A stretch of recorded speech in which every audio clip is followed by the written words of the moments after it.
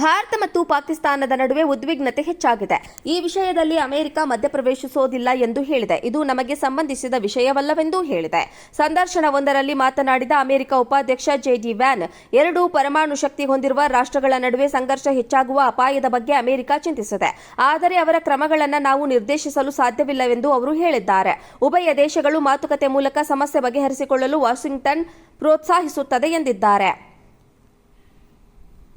ಅಧ್ಯಕ್ಷ Donald Trump ಮತ್ತು ಕಾರ್ಯದರ್ಶಿ ಮಾರ್ಕೊ ರೂಬಿಯೋ ಅವರು ಮಾತನ್ನ ವ್ಯಾನ್ ಪುನರುಚ್ಚರಿಸಿದ್ದಾರೆ. ನಾವು ಸಂಘರ್ಷವನ್ನು ತಡೆಯಲು ಆಶಿಸುತ್ತೇವೆ, ಆದರೆ ಯಾವುದೇ ದೇಶವನ್ನು ನಿರಾಯುಧೀಕರಣ ಮಾಡಲು ಸಾಧ್ಯವಿಲ್ಲವೆಂದು ಹೇಳಿದ್ದಾರೆ. ಪ್ರಾದೇಶಿಕ ಸಂಘರ್ಷ ಅಥವಾ ಪರಮಾಣು ಯುದ್ಧದ ಸಾಧ್ಯತೆಯ ಬಗ್ಗೆಯೂ ಅವರು ಮಾತನಾಡಿದ್ದಾರೆ. ಆದರೆ ರಾಜತಾಂತ್ರಿಕ ಪ್ರಯತ್ನಗಳು ಮತ್ತು ಎರಡೂ ಕಡೆಯವರ ಸಂಯಮದಿಂದ ಶಾಂತಿ ನೆಲೆಸುವ ಭರವಸೆ ವ್ಯಕ್ತಪಡಿಸಿದ್ದಾರೆ. ಕಾರ್ಯದರ್ಶಿ ರೂಬಿಯೋ ಎರಡೂ ದೇಶಗಳ ನಾಯಕರೊಂದಿಗೆ ಪ್ರತ್ಯೇಕವಾಗಿ ಮಾತನಾಡಿದ್ದಾರೆ.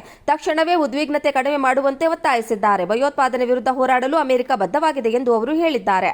ಉಭಯ ದೇಶಗಳು ಶಾಂತಿ ಕಾಪಾಡಿಕೊಳ್ಳಬೇಕು, ಮಾತುಕತೆ ಮೂಲಕ ಸಮಸ್ಯೆ. ಭಾರತ ಮತ್ತು ಪಾಕಿಸ್ತಾನದ ನಡುವೆ ಉದ್ವಿಗ್ನತೆ ಹೆಚ್ಚಾಗಿದೆ.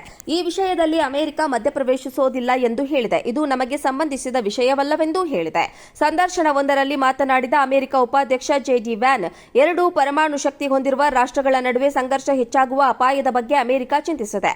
ಆದರೆ ಅವರ ಕ್ರಮಗಳನ್ನು ನಾವು ನಿರ್ದೇಶಿಸಲು ಸಾಧ್ಯವಿಲ್ಲವೆಂದು ಅವರು ಹೇಳಿದ್ದಾರೆ. ಉಭಯ ದೇಶಗಳು ಮಾತುಕತೆ ಮೂಲಕ ಸಮಸ್ಯೆ ಬಗೆಹರಿಸಿಕೊಳ್ಳಲು ವಾಷಿಂಗ್ಟನ್ ಪ್ರೋತ್ಸಾಹಿಸುತ್ತದೆ ಎಂದಿದ್ದಾರೆ.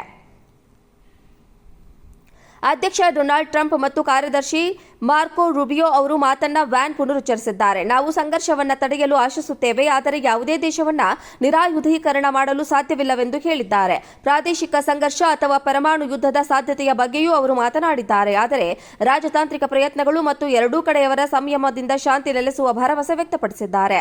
ಕಾರ್ಯದರ್ಶಿ ರೂಬಿಯೋ ಎರಡೂ ದೇಶಗಳ ನಾಯಕರೊಂದಿಗೆ ಪ್ರತ್ಯೇಕವಾಗಿ ಮಾತನಾಡಿದ್ದಾರೆ.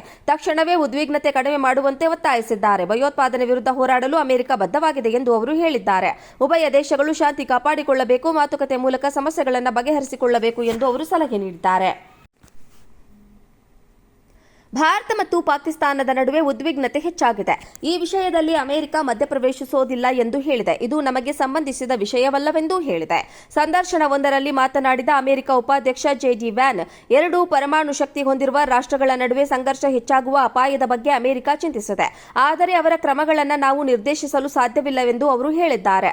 ಉಭಯ ದೇಶಗಳು ಮಾತುಕತೆ ಮೂಲಕ ಸಮಸ್ಯೆ ಬಗೆಹರಿಸಿಕೊಳ್ಳಲು ವಾಷಿಂಗ್ಟನ್ ಪ್ರೋತ್ಸಾಹಿಸುತ್ತದೆ ಎಂದಿದ್ದಾರೆ.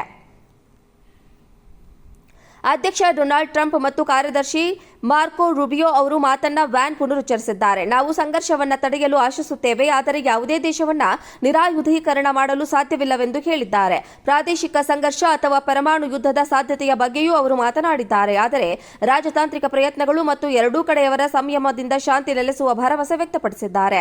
ಕಾರ್ಯದರ್ಶಿ ರೂಬಿಯೋ ಎರಡೂ ದೇಶಗಳ ನಾಯಕರೊಂದಿಗೆ ಪ್ರತ್ಯೇಕವಾಗಿ ಮಾತನಾಡಿದ್ದಾರೆ. ತಕ್ಷಣವೇ ಉದ್ವಿಗ್ನತೆ ಕಡಿಮೆ ಮಾಡುವಂತೆ ಒತ್ತಾಯಿಸಿದ್ದಾರೆ. ಭಯೋತ್ಪಾದನೆ ವಿರುದ್ಧ ಹೋರಾಡಲು ಅಮೆರಿಕ ಬದ್ಧವಾಗಿದೆ ಎಂದು ಅವರು ಹೇಳಿದ್ದಾರೆ. ಉಭಯ ದೇಶಗಳು ಶಾಂತಿ ಕಾಪಾಡಿಕೊಳ್ಳಬೇಕು, ಮಾತುಕತೆ ಮೂಲಕ ಸಮಸ್ಯೆಗಳನ್ನು ಬಗೆಹರಿಸಿಕೊಳ್ಳಬೇಕು ಎಂದು ಅವರು ಸಲಹೆ ನೀಡಿದ್ದಾರೆ.